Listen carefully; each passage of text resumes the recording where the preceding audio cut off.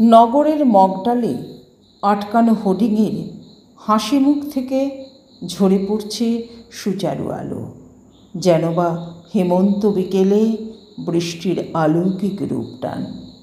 রাত্রির জানালায় জোনাকের নীল আগুনে পুড়ে যায় তুচ্ছ সব জাগতিক চাওয়া পাওয়া।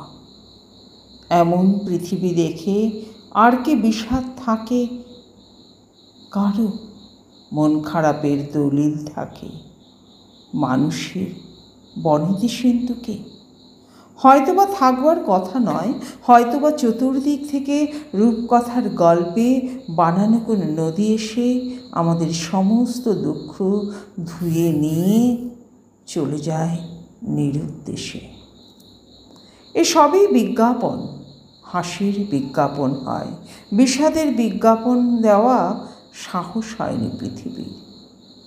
অভাবিত নক্ষত্রের রাতে কারো কারো ইচ্ছে হয় উড়ন্ত পাতার মতো চলে যেতে অজানা কোথাও।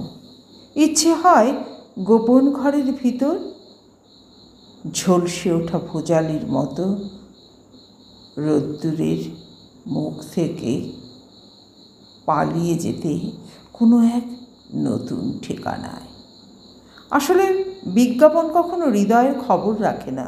দূরতম দ্বীপে একা যে মানুষ নিজের দিকে তাক করে রাখে অলিক রিভলভার, তাকে একসময় ডাক দিতে ভুলে গেছে অন্তরের নিবিড় বাঁশিতে। কে আছো? ফিরাও তাকে। অন্তত একবার সৎ উচ্চারণে বলো, আছি আছি। কে কাকে ফেরাবে আজ? কে কাকে দেবে আজ আশ্রয়ের অঙ্গীকার? সকলেই দূরতম দ্বীপে, প্রত্যেকেই নিজের কপালে রেখেছে নিজের নিরাপত্তা।